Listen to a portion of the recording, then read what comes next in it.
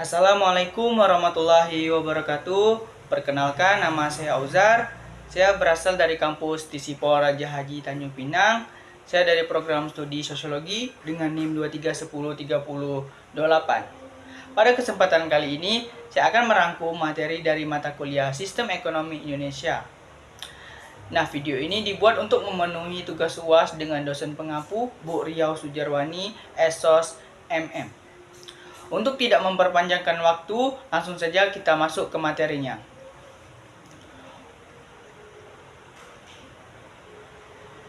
Materi yang pertama yaitu tentang sistem ekonomi. Pengertian sistem ekonomi. Kita bahas dulu mengenai apa itu sistem. Sistem menurut Caster R. Bernard, sistem adalah suatu kesatuan yang terpadu secara holistik, yang di dalamnya terdiri atas bagian-bagian, masing-masing bagian memiliki ciri dan batas tersendiri. Suatu sistem pada dasarnya adalah organisasi besar yang menjalin berbagai subjek atau objek serta seperangkap kelembagaan dalam suatu tatanan tertentu. Menurut Ludwig von Bartholomä, sistem merupakan seperangkat unsur yang berkaitan dalam suatu antarealisasi di antara unsur tersebut dengan lingkungan. Menurut Anatol Raporot, sistem adalah suatu kumpulan kesatuan dan perangkat hubungan satu sama lain. Dan menurut L. Akov, sistem adalah setiap kesatuan secara konseptual atau fisik yang terdiri dari bagian-bagian dalam keadaan saling bergantungan satu sama lain. Jadi, sistem itu adalah sekumpulan unsur atau elemen yang saling bergantungan, yang saling mempengaruhi dalam melakukan kegiatan bersama untuk mencapai suatu tujuan. Oke, selanjutnya kita bahas apa itu ekonomi. Ekonomi adalah suatu aktivitas manusia yang berhubungan dengan produksi, distribusi, pertukaran, dan konsumsi barang dan jasa. Kata ekonomi sendiri berasal dari kata Yunani, yaitu oikos, yang berarti keluarga atau rumah tangga. Dan nomos artinya peraturan. Aturan hukum dan secara garis besar diartikan sebagai aturan rumah tangga atau manajemen rumah tangga.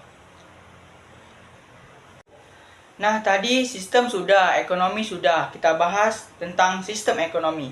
Menurut Dumairi 1966, ekonomi adalah suatu sistem yang mengatur serta menjalin hubungan ekonomi antar manusia dengan seperangkap kelembagaan dalam suatu tatanan kehidupan. Selanjutnya, dikatakannya pula bahwa suatu sistem ekonomi tidaklah harus berdiri sendiri, tetapi berkaitan dengan falsafah, pandangan, dan pola hidup masyarakat tempatnya berpijak. Sistem ekonomi merupakan perpaduan dari aturan-aturan atau cara-cara yang menjadi satu kesatuan yang dipergunakan untuk mencapai tujuan dalam perekonomian. Oke, baik. Kita bahas yaitu materi yang kedua, yaitu mengenai landasan sistem ekonomi Indonesia. Secara normatif, landasan ideal sistem ekonomi Indonesia adalah Pancasila dan Undang-Undang Dasar 1945. Dengan demikian, maka sistem ekonomi Indonesia adalah sistem ekonomi yang berorientasi kepada, yang pertama, ketuhanan yang Maha Esa atau berlaku etik dan moral agama, bukan materialisme. Yang kedua yaitu kemanusiaan yang adil dan beradab atau tidak mengenal pemerasan atau eksploitasi. Yang ketiga yaitu persatuan Indonesia atau berlakunya kebersamaan asas kekeluargaan, nasionalisme, dan sosiodemokrasi dan ekonomi. Yang keempat yaitu kerakyatan yang dipimpin oleh hikmat kebijaksanaan dalam permusyawaratan perwakilan atau mengutamakan kehidupan ekonomi rakyat dan hajat hidup orang banyak. Yang kelima yaitu keadilan sosial bagi seluruh rakyat Indonesia atau persamaan atau emansipasi atau kemakmuran. Dari butir-butir di atas, keadilan menjadi sangat utama di dalam sistem ekonomi Indonesia. Keadilan merupakan titik tolak proses dan tujuan sekaligus. Baik, kita masuk ke materi yang ketiga, yaitu unsur-unsur kebijakan ekonomi. Yang pertama yaitu adalah kebijakan harga dan upah. Melindungi konsumen ditetapkan harga maksimal, melindungi produsen ditetapkan harga minimum atau HIT. atau biasanya ditetapkan pada bidang pertanian. Melindungi pekerja ditetapkan upah minimum atau UMR. Yang kedua yaitu produksi.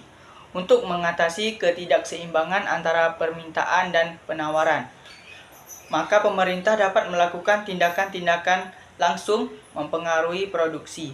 Yang ketiga yaitu kebijakan perdagangan.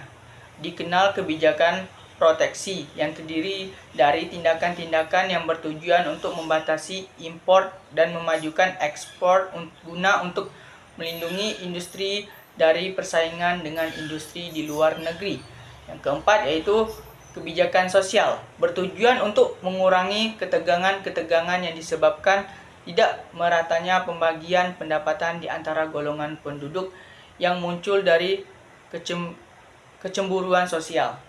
Yang kelima yaitu kebijakan kesempatan kerja.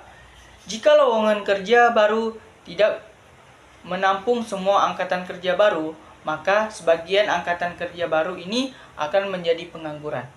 Yang keenam yaitu kebijakan moneter, bertujuan untuk menjaga stabilan nilai mata yang keenam yaitu kebijakan moneter, bertujuan untuk menjaga stabilan nilai mata uang negara yang bersangkutan melalui penambahan atau pengangguran penawaran uang yang beredar. Yang ketujuh yaitu kebijakan keuangan negara dan fiskal. Materi yang keempat yaitu mengenai kebijakan ekonomi makro. Kebijakan pemerintah dalam mengelola penerimaan dan pengeluaran negara. Ada instrumen dan anggaran pendapatan dan belanja negara atau disingkat APBN. Yang B yaitu kebijakan moneter. Kebijakan bank sentral dalam mengendalikan jumlah uang beredar dan kredit. Itu ada instrumen, yang kedua yaitu ada suku bangsa acuan, dan ketiga ada operasi pasar terbuka tujuan. Yang keempat yaitu menjaga stabilan harga atau mengendalikan inflasi. Yang C itu adalah kebijakan perdagangan. Kebijakan pemerintah dalam mengatur arus perdagangan internasional, yaitu ada instrumen, ada tarif dan kuota. Yang ketiga itu adalah subsidi ekspor. Dan D yaitu kebijakan ketenagakerjaan. Kebijakan pemerintah dalam mengatur pasar tenaga kerja, yaitu ada instrumen, ada penetapan upah minimum, dan program pelatihan dan pengembangan keterampilan. Tujuannya itu adalah mengurangi pengangguran. Materi kelima yaitu mengenai globalisasi ekonomi. Globalisasi perekonomian merupakan suatu proses kegiatan ekonomi dan perdagangan, di mana negara-negara di seluruh dunia menjadi satu kekuatan pasar yang semakin terintegrasi dengan tanpa rintangan batas teoritas negara. Globalisasi perekonomian mengharuskan batas teoritas negara. Globalisasi perekonomian mengharuskan penghapusan seluruh batasan dan hambatan terhadap arus modal, barang, dan jasa. Dampak positif dari globalisasi yaitu dari aspek kreativitas dan daya saing. Dengan semakin terbukanya pasar untuk produk-produk ekspor, maka diharapkan tumbuhnya kreativitas dan peningkatan kualitas. Dari aspek permodalan, dari sisi ketersediaan dana akan semakin mudah memperoleh investasi dari luar negeri. Investasi secara langsung seperti pembangunan pabrik akan turut membuka lowongan kerja. Dampak negatif dari globalisasi yaitu kondisi di mana kapasitas daya saing yang rendah dan tidak mampunya Indonesia mengelola persaingan akan menimbulkan mimpi buruk bagi perekonomian negara ini. Membanjirnya produk-produk negeri yang asing serta produk Cina yang akhirnya mematikan produksi dalam negeri. Warga negara Indonesia hanya akan menjadi tenaga kasar bergaji murah, sedangkan pekerjaan-pekerjaan yang membutuhkan skill akan dikuasai ekspatriat asing. Materi yang keenam yaitu mengenai Badan Usaha Milik Negara atau BUMN. Ciri-ciri BUMN. Penguasaan badan usaha dimiliki oleh pemerintah. Pengawasan dilakukan baik secara hierarki maupun secara fungsional. dilakukan oleh pemerintah. Kekuasaan penuh dalam menjalin kegiatan usaha berada di tangan pemerintah. Pemerintah berwenang menetapkan kebijakan yang berkaitan dengan kegiatan usaha. Semua risiko yang terjadi sepenuhnya merupakan tanggung jawab pemerintah. Perusahaan perseorangan atau persero. Perusahaan persero adalah BUMN yang berbentuk persero terbatas atau VT, yang modal atau usahanya paling sedikit 51% dimiliki oleh pemerintah, yang tujuannya mengejar keuntungan. Maksud dan tujuan mendirikan persero ialah untuk menyediakan barang ataupun jasa yang bermutu tinggi dan berdaya saing kuat yang mengejar keuntungan untuk meningkatkan nilai perusahaan. Fungsi dan peran koperasi Indonesia menurut Undang-Undang Nomor 25 Tahun 1992 Pasal 4 dijelaskan bahwa koperasi memiliki fungsi dan peran antara lain, yaitu mengembangkan potensi dan kemampuan ekonomi anggota dan masyarakat, berupaya mempertinggi kualitas kehidupan manusia, memperkokoh perekonomian rakyat. Oke, baik. Materi yang ketujuh yaitu klasifikasi sistem ekonomi. Sistem ekonomi diklasifikasikan berdasarkan mekanisme dan koordinasi mekanisme. Mekanisme adalah cara kerja, sedangkan koordinasi bekerja sama.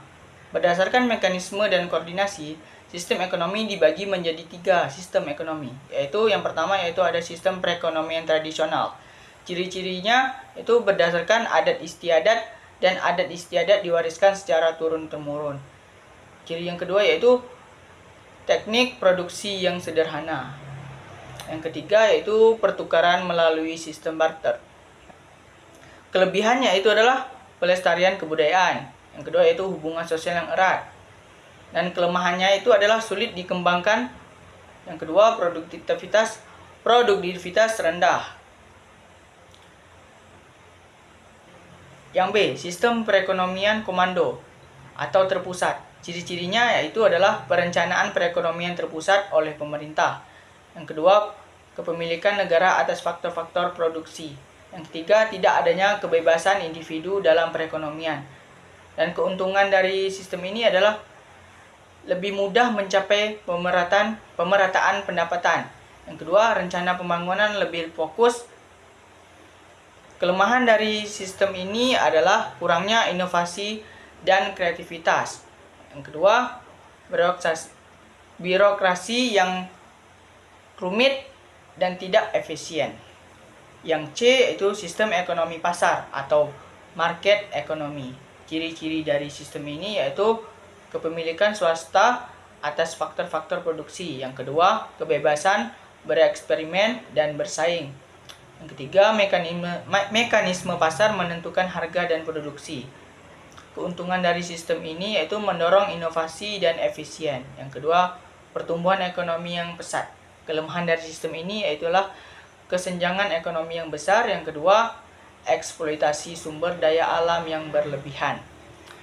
Oke, baik, materi yang selanjutnya, materi yang ke-8 yaitu mengenai koperasi. Prinsip koperasi terbaru yang dikembangkan International Cooperative Alliance atau Federal Koperasi Non-Pemerintah Internasional adalah keanggotaan yang bersifat terbuka dan sukarela, pengelolaan yang demokratis, partisipasi anggota dalam ekonomi, kebebasan dan otonomi, pengembangan pendidikan, pelatihan dan informasi. Oke, baik, materi yang terakhir yaitu mengenai Extraf. Extraf adalah sektor yang mengendalikan kreativitas, keterampilan, dan potensi individu untuk menciptakan produksi dan layanan untuk bernilai ekonomi. Yang pertama yaitu toko pemasaran dan pembuatan keramik yang dibentuk menjadi vas bunga.